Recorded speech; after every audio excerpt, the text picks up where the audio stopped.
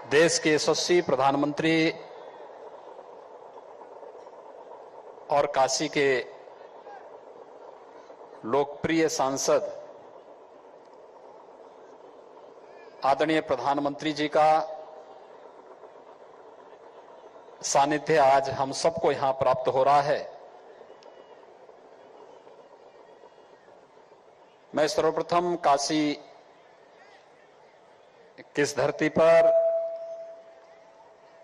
मेरी काशी के भावनात्मक संबोधन के माध्यम से प्रत्येक काशीवासी के प्रति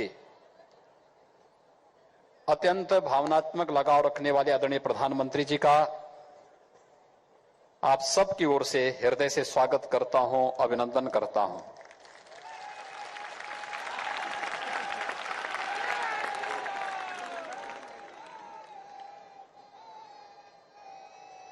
भाइयों बहनों,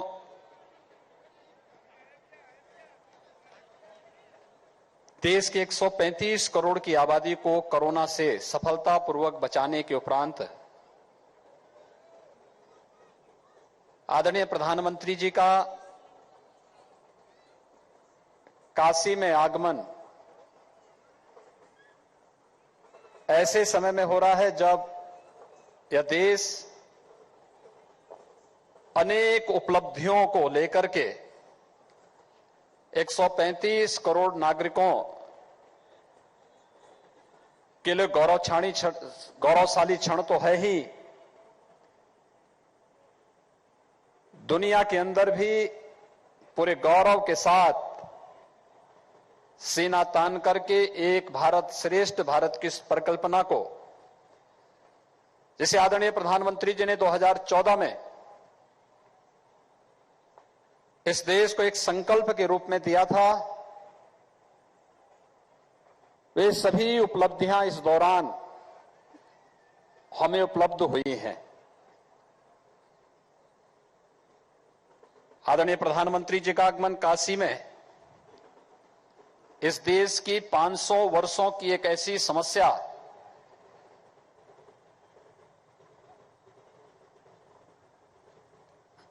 जो अन्यों के लिए जटिल थी, कठिन थी, वे चाहते ही नहीं थी समस्या का समाधान हो, लेकिन अपने नाम के अनुरूप उस नामुमकिन को भी मुमकिन बना करके अयोध्या में भगवान श्री राम के भव्य मंदिर निर्माण कार्य का शुभारंभ करने के उपरांत आदरणीय प्रधानमंत्री जी का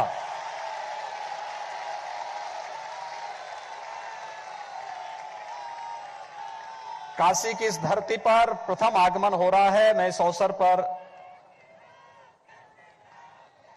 हृदय से आदरणीय प्रधानमंत्री जी का स्वागत करता हूं, अभिनंदन करता हूं।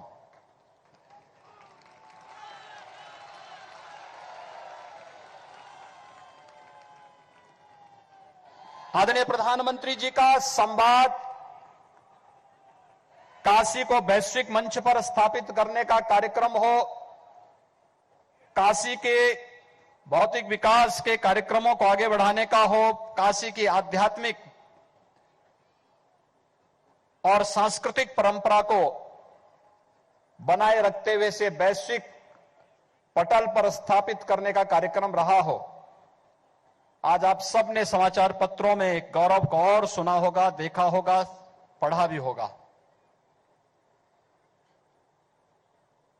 1913 में काशी में मां अन्नपूर्णा की एक मूर्ति चोरी हुई थी।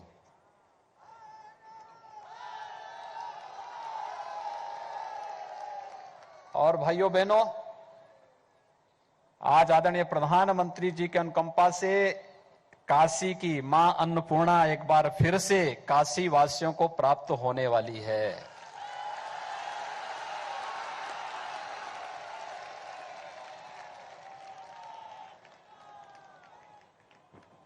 आखिर 107 वर्षों तक, 108 वर्षों तक किसी अन्य सरकार की नजरें उधर क्यों नहीं पड़ी? क्यों 100 वर्षों तक हम भारत की आध्यात्मिक और सांस्कृतिक विरासत के प्रति मौन रहे? योग को वैश्विक मंच पर मान्यता देने का हो,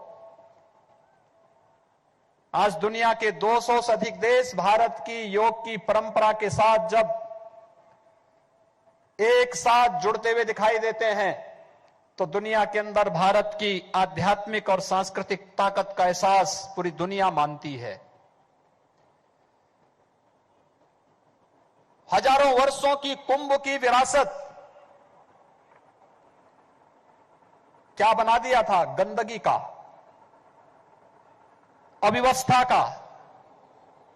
लेकिन आदरणीय प्रधानमंत्री जी के मार्गदर्शन में भारत की सांस्कृतिक और आध्यात्मिक विरासत को यूनेस्को ने मानवता की अमूर्त सांस्कृतिक धरोहर के रूप में मान्यता देकर के दुनिया के लगभग 200 देशों के राजदूतों को प्रयागराज की धरती पर उन्हें आमंत्रित करवा करके वैश्विक मंच पर कुंभ की इस परंपरा को स्थापित करके भारत की सांस्कृतिक मान्यता को एक नई ऊंचाई देने का कार्य किया। और आज मैं देख रहा हूं काशी में सर्वत्र देव दीपावली के आगमन के साथ ही आदरणीय प्रधानमंत्री जी के स्वागत के लिए पूरी काशी उमड़ी है। हर एक काशी वासी के मन में अपने यशस्वी नेता, देश के लोकप्रिय प्रधानमंत्री के प्रति अपार श्रद्धा और सम्मान का जो भाव है, आज एक एक दीप प्रज्वलन के माध्यम से भाव काशी की भावनाओं के माध्यम से हम सबके सामने आज लाखों की संख्या में प्रज्वलित हो रहे दीपों के माध्यम से देखने को मिल रहा है। मैं आदरणीय प्रधानमंत्री जी का, जिन्होंने देश को हर एक प्रकार से गौरव की अनुभूति कराने का कार्य किया, जिनके लिए भारत की 135 करोड़ की आबादी ही जिनके लिए अपना परिवार है, जिन्होंने हर क्षण हर पल देश के लिए और भारत की गौरवशाली परंपरा के लिए ही अपना समर्पित किया है। भारत माता के ऐसे सपूत, भारत के गौरव, देश के यशस्वी प्रधानमंत्री और एक काशी का गौरव है कि आज हम सबको मां गंगा के तट पर आदरणीय प्रधानमंत्री जी के अभिनंदन करने का सौभाग्य प्राप्त हो रहा है। भाइयों बहनों, ये मां गंगा की अविरलता और निर्मलता किसी से छुपी हुई नहीं है। आज से 6 वर्ष पहले तक इसी गंगा मैया में डुबकी लगाने में हम लोग हिचक करते थे। अगर 2 दिन लगातार डुबकी लगा दिए तो पूरे बदन पे लाल चकत्ते निकल पड़ते थे। डॉल्फिन, जो गंगे डॉल्फिन के नाम पे विख्यात था, समाप्त हो चुका था। और आज गंगा स्नानी नहीं बल्कि आचमन करने लायक भी बनी है आदरणीय प्रधानमंत्री जी के कारण, जिन्होंने काशी में आते ही इस बात को कहा था कि मुझे मां गंगा ने बुलाया है। और मां गंगा के प्रति जो आदरणीय प्रधानमंत्री जी का संकल्प था, नमामि गंगे परियोजना के सफलतम क्रियान्वयन के माध्यम से मात्र 6 वर्ष के अंदर गंगा की निर्मलता हम सबके सामने है। और आज गंगा के तट पर यह देव दीपावली का कार्यक्रम जहां एक नई ऊंचाइयों को छू रहा है, संत रविदास घाट पर संत रविदास जी और मां गंगा का अनन्य संबंध था। और साथ ही साथ मां गंगा का संबंध भगवान विश्वनाथ के साथ किस रूप में है? कहते हैं काशी में जब मां गंगा आई तो भैरवनाथ जी ने रोकने का प्रयास किया। मां गंगा ने कहा कि मैं तो भगवान विश्वनाथ की शरण में जाना चाहती हूं, एक बार मुझे दर्शन करने दो। भैरवनाथ जी ने कहा नहीं, स्वभाव से चंचल होने के नाते कहीं यहां पर भगवान विश्वनाथ की साधना में, उनकी समाधि में अड़चन न आने पाए। मां गंगा ने उस समय आश्वासन दिया था और तब से आश्वासन कि मैं काशी में कहीं कोई विघ्न बाधा नहीं डालूंगी काशी में। लेकिन मां गंगा को वास्तव में भगवान विश्वनाथ के चरणों में स्थान देने का कार्य विश्वनाथ धाम के माध्यम से अगर किसी ने इस परिकल्पना को साकार किया है, हजारों वर्षों की इस परंपरा में देश के यशस्वी प्रधानमंत्री आदरणीय प्रधानमंत्री मोदी जी के कारण आज ये संभव हो पा रहा है।